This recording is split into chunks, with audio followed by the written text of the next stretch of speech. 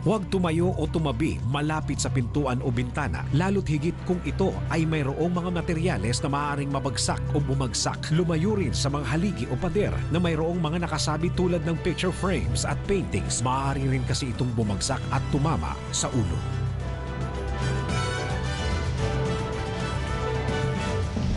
Di basta nakakatawa, magiging viral. Di basta nakuha ang atensyon mo, magte-trending. Kaya manood ng programang gumawa ng ingay sa social media. Ito talaga ang nag-viral. Ito talaga ang nag-trending. Kasi nabalita ito sa DZRH News Television. Certified na marami talagang views, comments, at shares. TVN. Trending and Viral News. Magkita-kita tayo linggo-linggo dahil ibibigay ko sa iyo ang mga top videos na ito. TVN. Trending Viral News Weekend. Sabado alas 6 ng gabi sa DZRH News Television. Samahang pinagtibay na ng panahon. Walang iwanang samahan. 77 taon ng pagsasama ng Pilipino at ng mga lingkod sa pagbabalita. Una sa radyo, una sa Pilipino. DZRH. Makabagong bayanihan, serbisyong tapat sa iyo, DZRH. Member KBP, kapisanan ng mga broadcaster ng Pilipinas.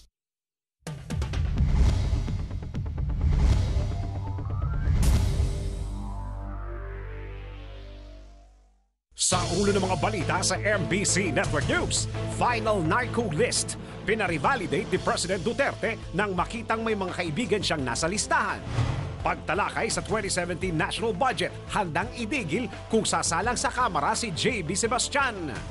DFA Secretary Yasay nagsalita sa United Nations, huwag pakialaman ang Duterte drug war. Sa ating trending news, flyover ginawang parking lot. Sa good news, bloodletting sa Mandaluyong naging matagumpay. Sa Alam ba News, alamin, maaari bang ikulong ang mga motoristang nagte-text habang nagdadrive? Sa ating news covery, underground fridge na imbento. Balita naman mula sa China, world's largest radio telescope sinimulan ng gamitin. Mamaya sa ating Game Now, Kevin Garnett, inanunsyo ang pagriretiro. Sa showbiz, kahit nakakulong birthday ni Senator Bong Revilla, nagkaroon ng mini-concert. Robin Padilla, na-deny ang visa.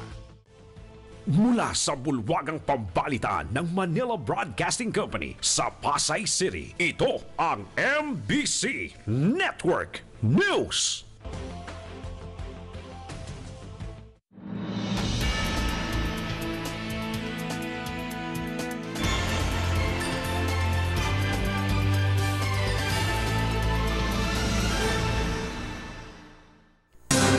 Magandang araw Luzon, Visayas at Mindanao at sa buong mundo. Samahan po ninyo ako ng kalahating oras na balitaan. At narito po ang detalye ng mga balita.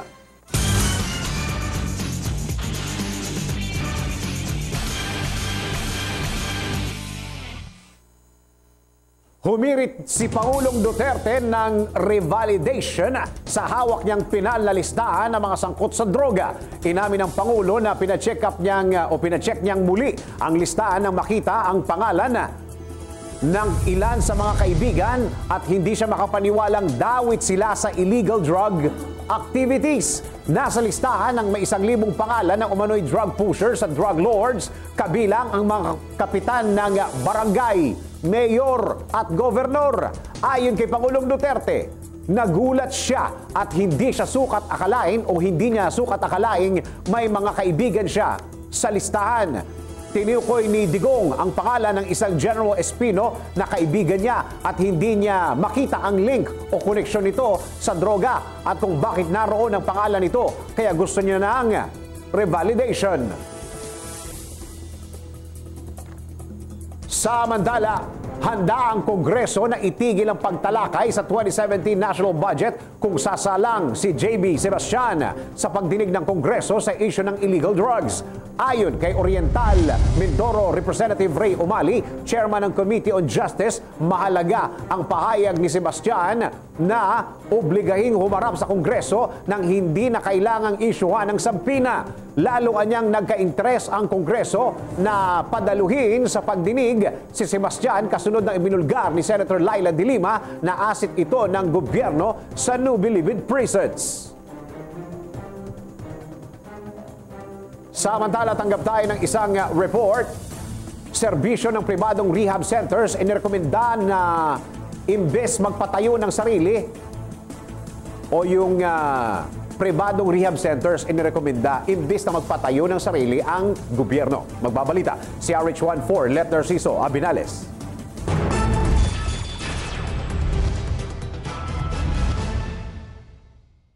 Duda si Negros Oriental Congressman Arnulfo Teves na kayang tustusan ng gobyerno ang pagtatayo at operasyon ng maraming rehabilitation centers. Ayon kay Teves na umaming dating nalulong sa bawal na gamot, masyadong mahal ang gasto sa rehabilitation program. Tinaya nito nga abutin ng 250,000 pesos ang gagastusin para sa bawat isang drug dependent na ipaparehab sa loob ng 6 na buwang programa. Hindi pa kasama dito ang para sa pagpapatayo ng rehab centers, operasyon ng mga ito at maging ang pagkain ng mga i-rehab. Sabi ng kongresista, aabutin ng trilyon ang kakailanganing pondo para sa 20,000 adik pa lamang. Kaya naman mungkahin ito, kunin na lamang ng gobyerno ang serbisyo ng mga pribadong rehabilitation centers. Yan ang DZRH News. Let Narciso Abinales, RH14. Naglilingkod sa pagbabalita.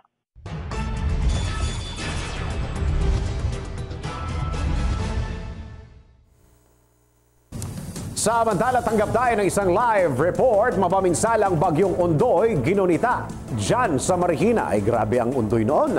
Magbabalita si 24 Edmar Estavillo. Edmar, may programa ba? Dennis, maiksing programa lamang ang isinagawa ng mga empleyado ng Marikina City Hall. Kasabay ito ng flag raising ceremony sa kanilang pagbabalik tanaw sa sinapit ng Marikeños sa bagyong Ondoy makalipas ang 7 taon. Ayon kay Mayor Marcy Teodoro, upang hindi na maulit ang nangyaring trahedya, ay dadagdag na itatanim sa Marikina watershed ang 50,000 binhi ng puno. Ayon kay Marcy, 7 taon na ang lumipas matapos hagupitin ng bagyong Ondoy ang lungsod ng Marikina. Subalit patuloy sila sa pagbabalik tanaw sa mga naging aral upang maiwasan ang isa pang kalamidad tulad ng Ondoy. Ang pagtatanim niya at pagpapayabong sa Marikina watershed na isinasagawa ay isa lamang sa mga hakbang na ginagawa upang maiwasan ang pagbaha sa lungsod. Iginit ni Marcy na hindi na kailangan ang mahabang seremonya ng pag-aalala. Ang kailangan lamang ay gawin ang pagtatanim ng puno sa Marikina watershed na siyang tututukan ng pamahalaang lokal upang maiwasan ang muling pagbaha. Kasabay nito, Dennis, ay inihayag ni Marcy na 22 pumping station ang itatayo sa Marikina River at nakalatag na para tumulong sa pagpapabilis sa daloy ng tubig kapag malakas ang buhos ng ulan. Yan ang DZRH News, Dennis. Edmar, gusto ko lang malaman, yung mga biktima ng Ondoy before, darating ba dyan sa programa at saka update tayo, natulungan ba sila ng gobyerno at nasaan na sila? Dennis, natulungan na ng gobyerno yung mga yan at yung mga dating ang binamaiksi lang kasi programa, Dennis, dahil yung nakarang administrasyon, yung nakarang yung natalon bago na kasing mayor, ay may misa, may talagang seremonyas, pero dito konting dasal doon sa flag raising ceremony at binanggit lamang kung ano yung dapat nilang gawin para hindi na maulit. Pero yung mga nakaraang mayroong may mga pagmimisa talaga. Pero itong tututukan ngayon yung pagtatanim ng puro. Pero ang sabi ni Mayor Marcy ay yung mga dati naman ay natulungan na, Dennis, natulungan yung mga nawala ng bahay. Pero hindi na nahanap yung mga talagang maraming mga biktima na hindi na talaga nahanap, Dennis. Kasi iniisip ko, kung ganyang selebrasyon, dapat ang i-update natin o isabihin natin sa tao, yung mga kababayan, lalong-lalo na, yung mga kababayan natin na apektado ng undoy, dyan sa Marikina, nasaan na sila at anong tulong ng gobyerno ang ginawa sa kanila? Ang mga natatandaan ko din, yung mga naitulong diyan, yung mga bahay pa rin na tinulungan sila uling magtayo ng bahay. Doon sa kanilang mga dating kinatitirik, yung kung saan nakatirik yung kanilang mga bahay. At yung iba naman, ang inaamin naman na hindi na talaga nakita yung iba bang mga biktima, Dennis, yung mga tangay ng ilog. Ito, last question na. Ewan ko lang kung masasagot mo, Edmar. Yung presyo ba ng lupa dyan na before, yung, kung natatandaan mo, yung artistang si di ba, si Gladys Reyes, halos ibenta na niya ng kalahati yung bahay niya at saka yung lupa niya. Ay, ganun pa rin ba yung presyo ng lupa, Edmar? Yung may probida, balik na ulit, Dennis. Dati kasi talagang bumaba, halos baratilyo na yung lupa dyan. Kasi may Provident Village, pati mga kotse. Pero ngayon, hindi na. Balik na ulit sa dating presyo kasi ang ginawa ng Marikina dyan, Dennis, yung pag-apaw ng tubig, talagang na pumasok dun sa Provident Village, talagang ginawa na ng paraan. Pinagyan nila ng mataas na harangton at talagang nagkaroon daw ng bumara lang yung tubig yung ron, kaya umabot talaga yung tubig. Yun naman ang dahilan, kaya talagang lubog na lubog yung Provident Village. Ito last na, Edmar, promise. Yung pag-umulan ng dire-diretso tulad ng Ondoy, hindi na ba lulubog ang Marikina? Bahagi ba yan ng pangako ng bagong administrasyon dyan, Edmar? Dennis, kasi doon naman nakarang pag-ulan, malakas na pag-ulan, napansin ko lamang tuwing ako mag-o-observe, kasi dati pumapalo yan sa 17 meters hanggang 18 meters yung antas ng tubig dyan sa Marikina River. Pero yung huli, kahit gaano kalakas yung ulan, ay hanggang 15 meters lamang, Dennis. Yan ay palatandaan na kung sakasakaling lumakas pa yung ulan, siguro naman hindi na aabutin tulad nung bagyong Ondoy, Dennis, kasi meron silang pumping station na nilagay at talagang tinututukan nila ngayon yung Marikina River. Nang sa ganon, pag malakas ang ulan, ay hindi to maiipon sa bahagi ng Marikina at natatalo yan papunta sa Lawan ng Laguna, Dennis. Importante dyan, meron tayong natutunan sa trahedyang nangyari. Yan, ang natutunan dyan, kailangan daw mahalin ng kalikasan, magtanim ng puno at yung mga baradong wag magtapon ng mga basura sa ilog, Dennis. Maraming salamat, Edmar. Yan ang DCRH News. Edmar Estabilio, RH24, naglilingkod sa pagbabalita. Nagbabalita ng live si RH24, Edmar Estabilio. Samantala, umapila ang Pilipinas sa United Nations na huwag pakialaman ang kampanya ni President Duterte kontra droga. Ginawa ni Foreign Affairs Secretary Perfecto Yasay Jr. ang apila sa talumpati niya sa UN General Assembly sa New York, kung saan idiniretso nito o idinipensa nito si Duterte sa mga kritiko. Ito'y sa gitna ng pag-alma ng international community sa patuloy na pagdami ng pinapatay sa Pilipinas na hinihilalang sangkot sa droga. Iginiit ni Secretary Yasay sa harap ng UN General Assembly na hayaan ang Pilipinas na harapin at labanan ang problema sa droga at huwag munang panghimasukan ng international community. The President, going into his third month in office, enjoys a 92% satisfaction and trust rating from the Filipino people. To him, this trust is sacrosanct. It cannot be breached. Under no circumstance must it be compromised. Our actions, however, have grabbed both the national headlines and international attention for all the wrong reasons. Consequently, we urge everyone to allow us to deal with our domestic challenges in order to achieve our national goals without undue interference, and to be among the community of nations that can collectively make a universal push to transform the world and improve the quality of life for all of humanity, including the more than 100 million Filipinos. Samantala, kritikal ang isa sa 3 pulis na kasama sa 6 na nasugatan sa pagsabog ng granada sa mosque sa Quezon City. Kagabi po ito. Napagalaman kay Quezon City Police District Station 3 Chief Superintendent Danilo Mendoza na 2 lalaki ang naghagis ng granadang sumabog sa gate ng Salaam Mosque Compound sa Barangay Kulyat, Dakong hating gabi kanina. Kabilang sa kritikal sa Capital Medical Center si PO2 Abdul Warid, habang sugatan din sina SPO1 Romeo Aming, PO3 Jalain Abdul Rajik, dating pulis na si Sala Udin at sibilyan na sina Kadapi Ujan at Junri Hiyok. May hinala si Mendoza na posibleng gantihan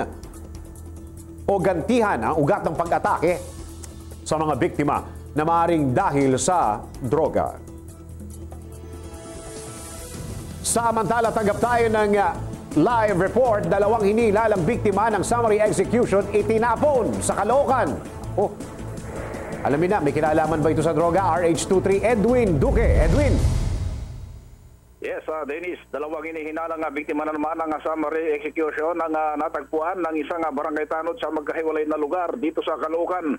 Ayon dito kay PO3 Eduardo Tribanya, investigador ng SID, pasado alas 4 kaninang umaga, ng isang tanod na si Rufino Garcia ng barangay 109 ang nakakita sa duguang bangkay sa kalye ng Maria Clara sa Grace Park, Caloocan. Tanging 3 lamang na bowling at Aaron ang pagkakilanlan ng biktima na may mga tama ng bala sa ulo at katawan. Sa kuha ng CCTV camera, angkas ng motorsiklo ang biktima at nang pinababa ay binaril ito ng kanyang kaangkas na driver. Sa parehas na oras din ay natagpuan ang tatad na tama ng bala sa katawan. Itong nagngangalang Julius Baldwin ng 3rd Avenue, Grace Park, Caloocan, na itinapon din sa C3 Road dito sa Barangay 115 dito sa lungsod ng Caloocan. Yan ang DZRH News, RH23 Edwin Duque, naglilingkod sa pagbabalita. Edwin. Yes, Dennis. Ano ba? Lalaki, babae ba yan o pareho lalaki? Pareho lalaki to, Dennis, pero ang kaibahan lang nung unang itinapon yung walang pagkakilanlan, ay sakay siya ng magkaangkas sila nung bumaril. Batay doon sa kuha ng CCTV camera. At nang bumaba na, mukhang may pag-uusap pa eh. Maya-maya ay bumunot ng baril yung driver ng motorsiklo at sunod-sunod na pinaputukan itong biktima. Hanggang ngayon ay patuloy pa rin nag-imbestiga yung Caloocan Police kung sino yung kaangkas na yon dahil malabo yung kuha ng CCTV camera. So, ang ibig mo sabihin, yung biktima nila, kasakay din nila sa motorsiklo? Oo, magkaangkas sila. Parang nagbibiruan pa nung bago niya ibaba dun sa kanto ng Maria Clara. Pero hindi akalain itong biktima na yung kaangkas niya, yung driver, yun ang mabaril sa kanya. Ay, naku po, ano ba yun? Pero walang witness na nakakita aktual maliban doon sa kuha ng CCTV camera. Kasi parang umuulan yata kaninang umaga. Oo, medyo malabo. Din pa yon, mag-alas 4 ng umaga at medyo kalakasan ng ulan. Ano ba yan? Ano sabi mo, parang nagbibiruan pa sila tapos binaril na, ganon? Siguro pinaasa niya muna na okay na para hindi magdalawang isip yung babarilin. At mukhang masyadong kumpiyansa dun sa pagkakita natin sa CCTV. Maya-maya pa, bago sa umarangkada, sunod-sunod na putok yung pinakawalan niya dito sa biktima. So may posibilidad na magkakakilala sila. Parang kung nagbibiruan sila, close sila. Baka barkada pa yung mga yan. Posibleng magkakilala raw ayon sa PNP at posibleng droga rin daw ang motibo ng pamamaril. Nako, hingi tayo ng copy ng CCTV footage. Pwede kaya, Edwin? Subukan natin makakuha dahil kanina nakita natin doon sa cellphone ng investigador at siguro naman pagbibigyan tayo at makuha natin. Okay, maraming salamat, Edwin. Ting update mula rito sa Caloocan yung nag-DZRH News, RH23 Edwin Duque, naglilingkod sa pagbabalita. Live na nagbabalita si RH23 Edwin Duque. Samantala, pinaghahandaan na ng Philippine Ports Authority ang pagdagsa ng cargo para sa nalalapit na holiday season. Nangako si PPA General Manager J. Daniel Santiago na walang mangyayaring port congestion sa mga piyera sa panahon ng Kapaskuhan. Ako, promise ito Ayon sa opisyal, may kakayahan ng PPA na accommodate ang volume ng cargo at pasahero pagpasok ng burn months hanggang sa Disyembre. Sinabi ni Santiago na epektibong natugunan ng ahensya ang increase ng 11% sa cargo volume mula Enero hanggang Hulyo.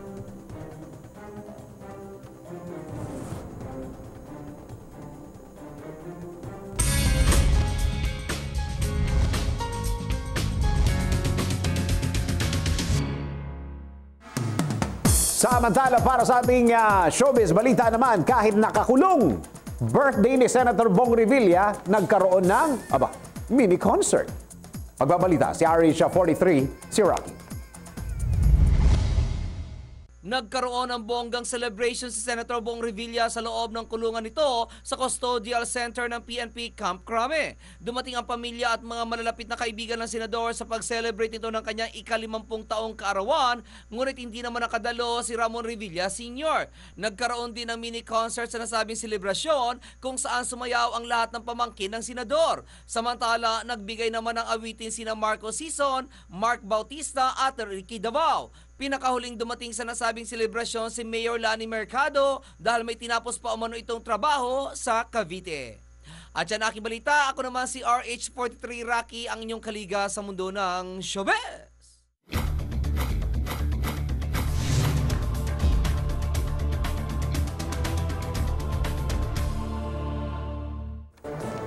Eto, panoorin nyo to. Trending po ngayon sa social media ang video ng kuha ng isang netizen kung saan makikita na ginagawang parking lot ng 4 na sasakyan ang Ortigas San Juan flyover. Ayon sa nag-upload ng video, araw-araw na ginagawang parking lot ng mga sasakyan ng flyover habang hinihintay matapos ang klase ng kanilang mga anak na nag-aaral umano sa Lasal Green Hills. Ayan o. Kinwestiyon ng mga netizen kung bakit sa laki ng tuition na ibinabayad ng mga magulang sa Lasal hindi man lang makapagpatayo ng matinong parking building at numero 1 sanhi ng traffic. Umano sa EDSA Ortigas Junction ang mga sasakyan. Ayan, nakapark na. Agad namang natanggap ng Department of Transportation ang reklamo at nangakong gagawan ng aksyon ng MMDA ang mga pasaway na motorista.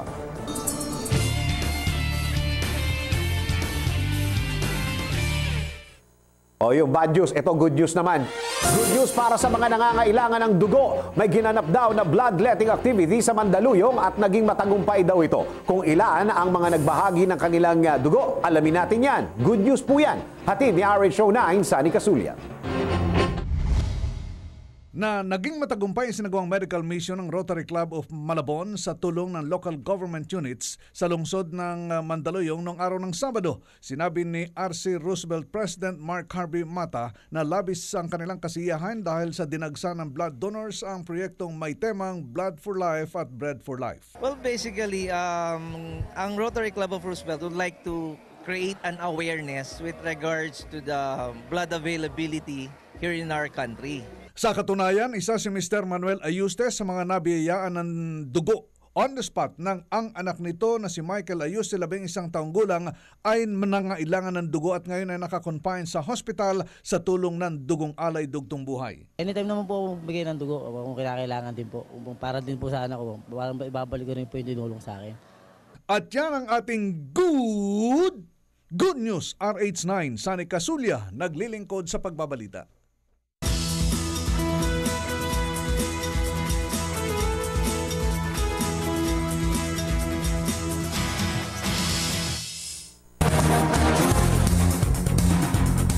Masakit itong balita na ito, pero basahin na natin. Babala sa mga mahilig mag-cellphone habang nagmamaneho, ha? Alam nyo ba na may batas na nagbabawal dyan kung ano ang mga penalty o punishment sa nakakaharapin po ng mga pasaway na motorista? Alamin natin yan mula sa Alamba News, ni RH49, Rita Salonga. Mula sa datos ng MMARAS o Metro Manila Accident Recording Analysis System, mayroong 77,110 road accidents sa Metro Manila na may tuturing unknown cases, na ang iba sa mga ito ay pwedeng isisi si mga drivers na nagte-text o may kausap sa cellphone habang nagmamaneho. Ayon sa MMDA, nahihirapan silang mahuli ang mga driver na naaksidente dahil gamit ang kanilang cellphone habang nagde-drive dahil sa madali nila ito maitapon o itago bago pa man dumating ang mga polis o sumasaklolo sa kanila. Bilang na ang araw ng mga pasaway na drivers na to, mapapribado man o pampublikong sasakyan dahil noong July 21 ay isabatas na ang Anti-Distracted Driving Act o ang Republic Act 10913 na nagbabawal sa mga drivers na gumamit ng kanilang cellphone habang nagdadrive o kahit na nakahinto pansamantalang sasakyan sa red light o traffic. Para sa kabuang balita kung ano-ano ba ang nilalaman ng Republic Act 10913, maglagon lang sa www.tcrhnews.com. Para sa Alamba News, RH49, Rita Salonga, naglilingkod sa pagbabalita.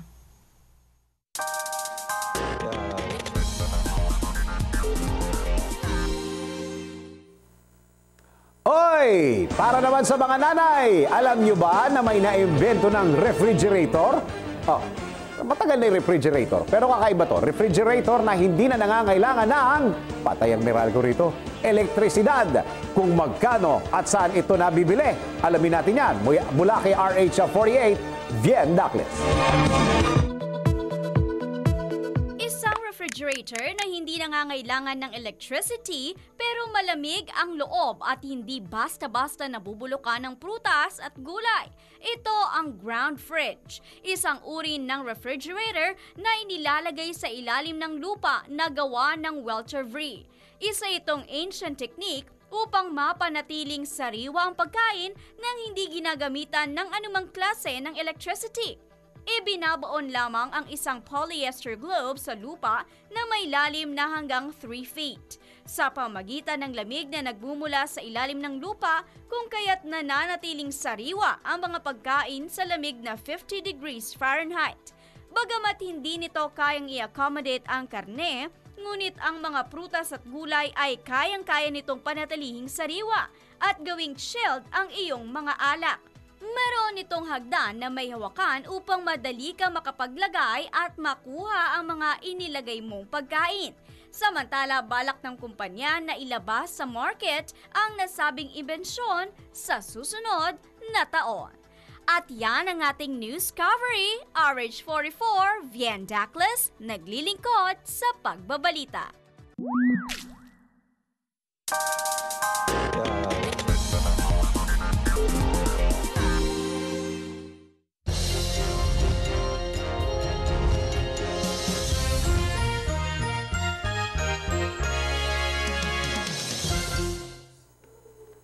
Para sa ating balitang panahon, habang nasa loob pa ng Philippine Area of Responsibility ang Bagyong Helen, patuloy kaya nating mararanasan ng maulang panahon? At hanggang kailan kaya ito? Alamin natin yan, ang ating latest weather situation mula sa report ni RH44. Nagbabalik si Vien Dacles. Vien. Thank you, Dennis. Bahagyang bumilis ang Typhoon Helen habang patuloy na kumikilos pa Kanluran, Hilagang Kanluran sa bilis sa 22 kilometro bawat oras. Huli itong namataan sa layong 610 kilometro silangan ng Basco, Batanes. Taglay ang lakas ng hangin na aabot sa 150 kilometro bawat oras malapit sa gitna at bugso na aabot sa 185 kilometro bawat oras. Nananatiling nasa signal number 2 ang Batanes habang signal number 1 naman sa Babuyan Group of Islands. Inaasahang sa Miyerkules pa ng umaga lalabas ng Philippine Area of Responsibility o PAR si Typhoon Helen. Bagamat kumikilos na ito papalabas ng PAR, inaasahan namang maaari pa itong kumilos papalapit sa Batanes, kaya't inaasahan ang patuloy na pagsungit ng panahon doon. Asahan naman ang malaking tsansa ng pagulan sa Metro Manila dahil pa rin yan sa Bagyong Helen, habang asahan ring uulanin ng ilang bahagi ng bansa ngayong araw. Samantala, nagpakita ang araw kaninang 5:45 na umaga at lulubog naman mamayang 5:49 ng hapon.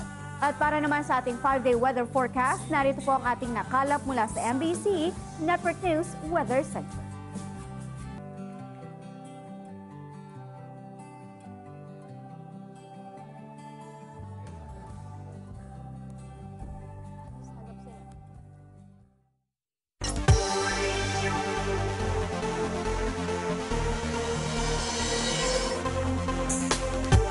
Balita mula sa China. world largest radio telescope, sinimula ng gamitin. Operational na sa China ang tinaguriang pinakamalaking radio telescope sa buong mundo na ginawa para kumuha ng signals mula sa mga bituin at galaxies at kung sakasakali sa extraterrestrial life. Ang radio telescope ay may sukat na 500 meters in diameter at matatagpuan sa Guizhou Province. Ginawa ito sa loob ng 5 taon at tumataginting na $180 million ang nagastos ng Beijing para lagpasan ng 300 meters Arecibo Observatory sa Puerto Rico. Daang-daang astronomers ang dumalo sa pagbubukas ng 500 meters Aperture Spherical Telescope o FAST. Inaasahan na masasagap rin ng radio telescope ang mga gravitational waves, radio emissions mula sa mga star at galaxies, at kung papalarin, signs mula sa intelligent extraterrestrial life. Samantala, update naman sa malawakang rally sa Charlotte, North Carolina. Naglabas na ng body cam at dashcam footage ang mga pulis kaugnay sa controversial na pagkakapatay sa isang black man na si Keith Lamont Scott. Naglabas na rin ang mga otoridad ng mga larawan kung saan makikita na may hawak na handgun at marijuana ang sospek, na taliwas naman sa pahayag ng misis ni Scott na libro at hindi barilang hawak ng kanyang asawa. Matatanda ang naging madugo ang rally sa Charlotte matapos mabaril ng pulis ang isang protester na sumisigaw ng hustisya laban sa napatay na black American na biktima umano ng racial discrimination. At yan ang balita mula sa Ibayong Dagat. RH48 Sheila Edubas naglilingkod sa pagbabalita.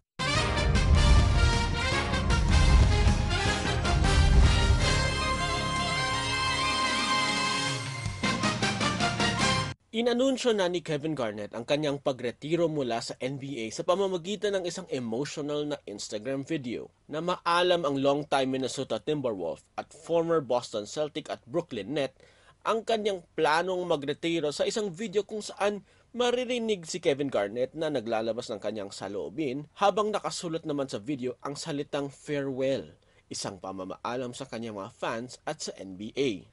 Si Kevin Garnett ay naglaro ng 21 seasons sa NBA, na draft siya ng 5th overall sa 1995 draft ng Minnesota Timberwolves, kung saan lumago ang kanyang career. Nadala niya ang kanyang Timberwolves sa conference finals ng NBA, pero bigo siyang nakapasok sa finals. Para mabigyan ng pagkakataong manalo ng championship, na-trade siya sa Boston Celtics kung saan nakasama niya sina Paul Pierce at Ray Allen para umabot sa NBA Finals kung saan natalo nila ang Los Angeles Lakers. Dito nasabi ni Kevin Garnett ang katagang "Impossible is nothing" dahil sa tuwa ng kanilang pagkapanalo ng championship. At yan ang ating balitang pampalakasan para sa Game Now. Ako si Toby Pavon.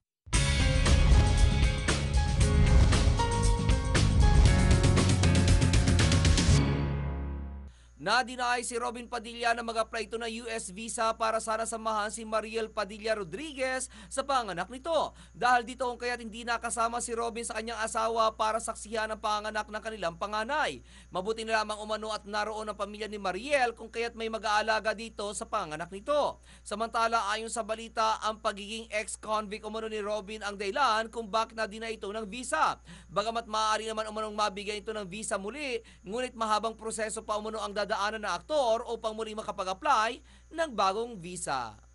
At yan aking balita. Ako naman si RH43 Rocky, ang inyong kaliga sa mundo ng showbiz. Isang kapapasok lang pong balita. Tuluyan ang binawian ng buhay ang legendary golfer player na si Arnold Palmer sa edad na 87 anyos dahil sa komplikasyon sa sakit sa puso. Ayon sa US Golf Association, si Palmer ang isa sa mga golf's greatest players kung saan pumaimbulog ang kasikatan nito bago pa man sumikat ang telebisyon. Dahil sa kasikatan ni Palmer, kung kaya't nagkaroon ito ng legions of fans na tinawag na Arnie's Army.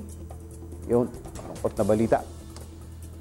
Okay, dito muna tayo sa masaya. Ilang araw na lang sa ating Christmas countdown, meron tayong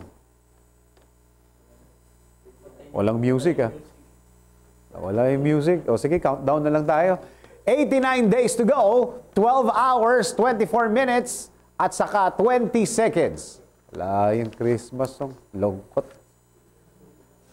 At sumayin nyo na naman ang kalahating oras ng ating balitaan. Mga impormasyong dapat ninyong malaman saan mang sulok ng mundo. Sa ngalan ng bumubuo ng MBC Network News, ako po ang inyong naging lingkod sa pagbabalita. Ako po si Dennis Antenor Jr. Bukas alas 11 na umaga, tuloy-tuloy ang ating balitaan dito lamang sa MBC Network News.